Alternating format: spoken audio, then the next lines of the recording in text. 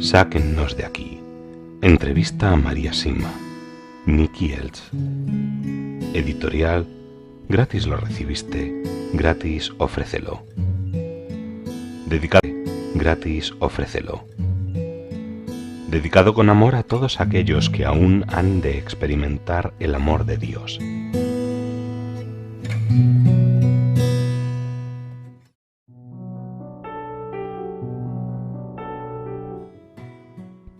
¿Qué opina del aborto? El aborto es la mayor guerra y el horror más grande de todos los tiempos. Satanás, aprovechándose de esta sociedad lisiada, ha logrado matar a muchos inocentes como si fueran un enjambre de mosquitos. La reparación por este crimen será enorme. No deseo hablar más sobre este asunto. Vale. Si una mujer admite que su aborto fue un gran pecado, ¿qué debe hacer para estar segura de que Jesús lo ha borrado? ¿Puede contestar esta pregunta o prefiere que cambiemos de tema? No, está bien. La mujer debe inmediatamente confesarse con un sacerdote y pedirle perdón a Jesús con total sinceridad. Luego deberá hacer una penitencia profunda y de corazón para sentirse nuevamente en verdadera paz. Deberá también dar un nombre al niño para que éste se sepa aceptado y amado en la familia a la que pertenece y para que ingrese en el libro de la vida. Debe pedirle perdón a su hijo y por último debe bautizarlo y mandar celebrar una misa en su nombre, como ya expliqué. Si todo esto se hace con un corazón humilde y arrepentido, entonces será suficiente. Tras hacer todo esto, ¿queda algún efecto pendiente? Sin tener en cuenta que la madre nunca olvidará lo que ha hecho, las almas del purgatorio me han dicho que la madre verá en el cielo el lugar vacío donde habría estado su hijo tras haber vivido una vida completa. Pero porque el cielo es cielo, no existirá ningún dolor de ningún tipo al respecto. ¿Se castigarán todos los abortos de la misma manera? No, porque en la actualidad sucede con frecuencia que las adolescentes son forzadas por sus padres o por la sociedad a realizar un aborto. En esos casos, la mayor parte de la responsabilidad es de los adultos que las llevan a esta situación. Los médicos que se lucran del aborto y los medios de comunicación y los gobiernos que reducen la conciencia de la sociedad serán penados severamente. También las industrias médicas y cosméticas que utilizan derivados del feto para desarrollar otros productos descubrirán la enormidad de sus pecados. Debemos rezar mucho por todos ellos. Muchas mujeres de Estados Unidos y del resto de Occidente y también, supongo, de Oriente, dicen que pueden hacer lo que quieran con su cuerpo y con lo que llevan dentro. ¿Qué les diría? ¿Cómo se atreven a hacer a un niño indefenso lo que nunca permitirían que se le hiciera a ellas mismas, cuando llegue el momento de estar tan indefensas como para defenderse? Qué rápido actúan para denunciar a un vecino cuando una rama de su árbol se cae y daña parte de su propiedad. Pero cuando quitan una vida es su derecho, y nadie se atreve a intentar interceder por esa vida. Son personas muy pobres que necesitan de nuestra oración diaria para liberarse de su egoísmo, arrogancia y confusión.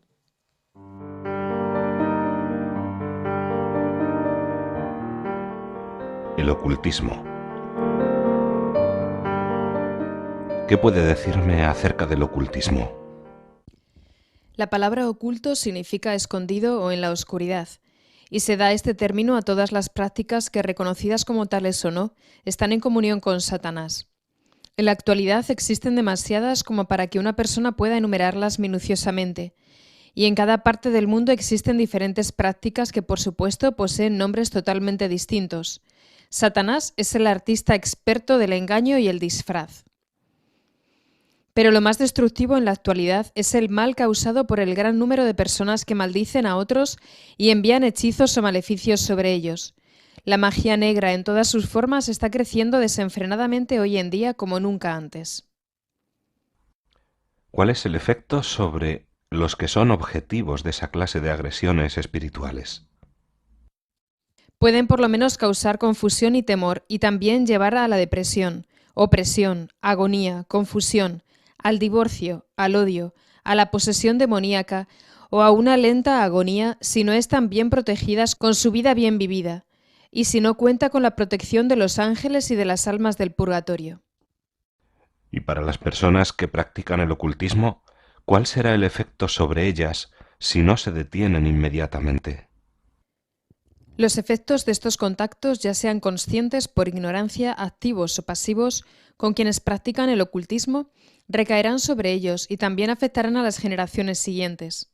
Los efectos de estos pecados siempre seguirán su curso, a menos que esa persona involucrada invoque activa y persistentemente a Jesús, a María y al arcángel San Miguel, para que intercedan y detengan la continuación de los ataques.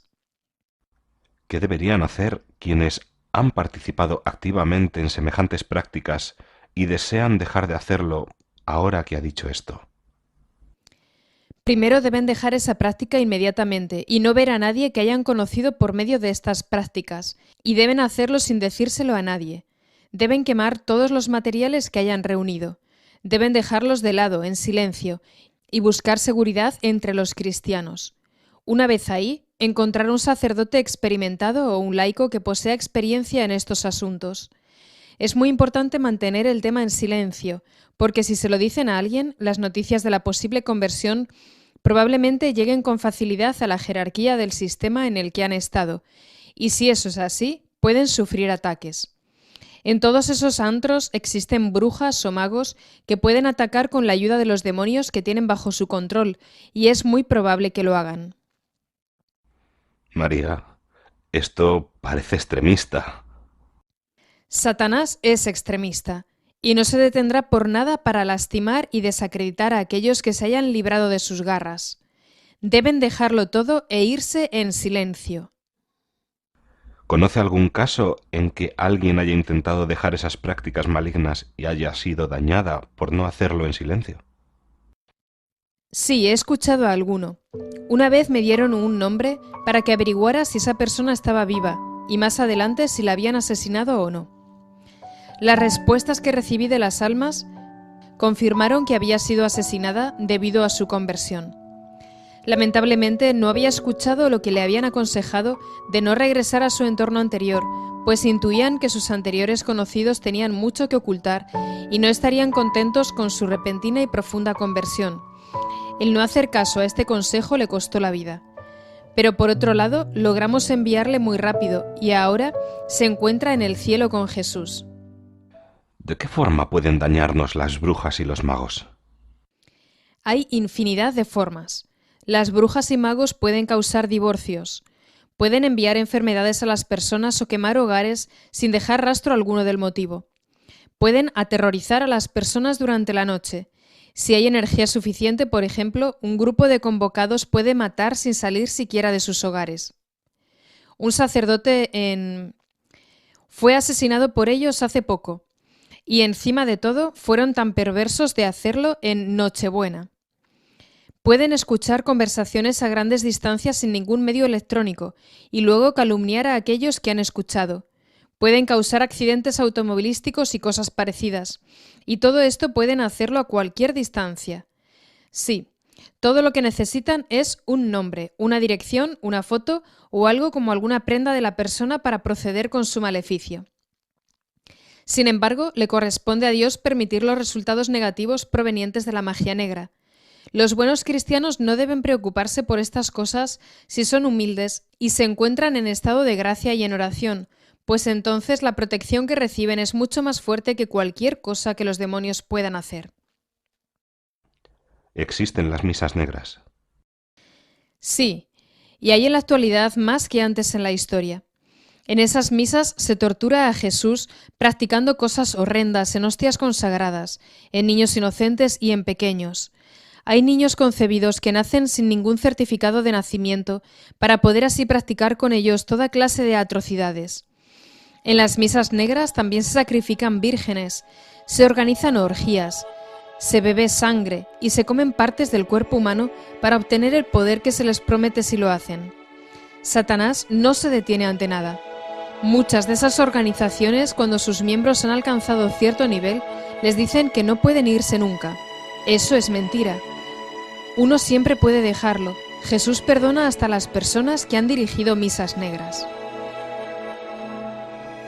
¿Dónde tienden a concentrarse las brujas en la sociedad? Depende, pero con frecuencia entre los niños en los colegios. También en los hospitales, donde la sangre y las drogas son fáciles de adquirir, y dentro de iglesias y grupos de oración para causar divisiones, entre la policía y las profesiones relacionadas con la justicia para tener infiltrados dentro de estos sistemas que pueden distraer su atención de la actividad de otros. Están muy bien organizados y actúan en todos los niveles de la sociedad. Frecuentemente se esconden detrás de trajes de negocios y uniformes de trabajo totalmente normales. Todos buscan alcanzar el mayor poder posible. Si alguien sospecha de una bruja, ¿existe alguna característica particular que nos ayude a confirmarlo? Solo pueden prosperar si se les presta atención y harán lo que sea para obtener el control sobre otros. Generalmente les falta espontaneidad debido a que cada movimiento que realizan está planeado de antemano para engañar a alguien, y cuando están en las iglesias demostrarán una devoción exagerada y hasta falsa. Fanfarronearán acerca de sus conocimientos y habilidades religiosas y espirituales y generalmente utilizarán un nombre falso. Pero, por favor, nunca dé a conocer sus sospechas y manténgalas totalmente en secreto, porque su recelo podría llegarle a estas personas.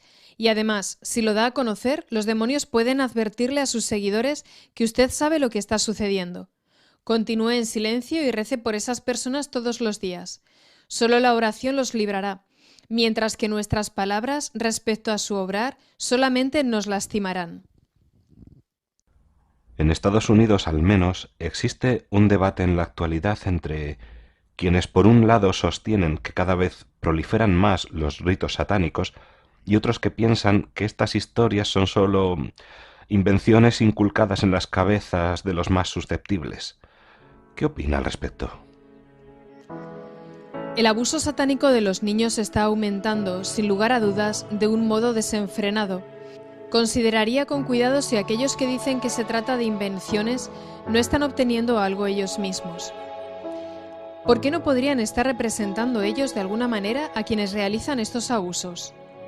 Lo que obtienen al acusar a los que intentan ayudar no es sino más poder, mientras que al mismo tiempo hacen que las víctimas piensen que están locas. Si dicen tantas tonterías y mentiras, deben estar ganando algo. ¿Por qué hay personas que eligen dañar a los demás y eligen obtener cada vez más y más poder? Siempre comienzan siendo ellos mismos los abusados en primer lugar y luego buscan cada vez más una mayor venganza y un mayor control sobre otros. El camino hacia la santidad y el camino hacia el infierno son, en ambos casos, progresiones lentas y constantes. Todos los niños nacen inocentes, pero no todos los niños nacen libres de abusos ni todos viven en paz. El camino al infierno puede comenzar perfectamente antes de que el niño nazca. Si los padres se pelean, se drogan, practican el ocultismo, ven películas de terror, van a las discotecas o simplemente se sientan frente al televisor durante todo el día y toda la noche, el niño que va a nacer recibe inconscientemente todo lo que ellos ven, oyen o en lo que participan, y queda profundamente afectado por todo ello. No es un cuento de viejas que las mujeres embarazadas no deben mirar una imagen fea. Cuando se decía esto hace años nos referíamos, por supuesto, solo a los cuadros y probablemente a las fotografías. Así que imagínese lo que le sucede a los niños pequeños expuestos hoy en día, hora tras hora, a terribles películas de terror. En la actualidad, aún sin saberlo, mucha gente peca terriblemente en sus hijos antes de que nazcan incluso. Usted dice que el niño lo recibe todo de ambos padres, también del padre. Por supuesto. La madre puede estar en su casa con el pequeño embrión en su interior, mientras que el padre puede encontrarse en la guerra del Golfo Pérsico, y el niño experimenta todo lo que él hace. Así que el sufrimiento y la reparación por aquella guerra ya ha comenzado en el hogar a muchas millas de distancia.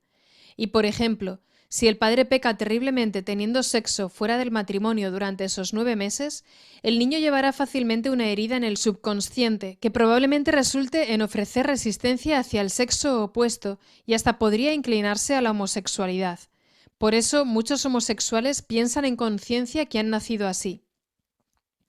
Su ira, su dolor, su frustración y su falta de realización son una reparación por los pecados de sus padres. Satanás hace que la gente se ponga enferma, y esta enfermedad, estas heridas, solamente pueden curarse con mucha oración y especialmente con la ayuda de San Miguel, que es el ángel más fuerte para pelear contra las tentaciones de Satanás.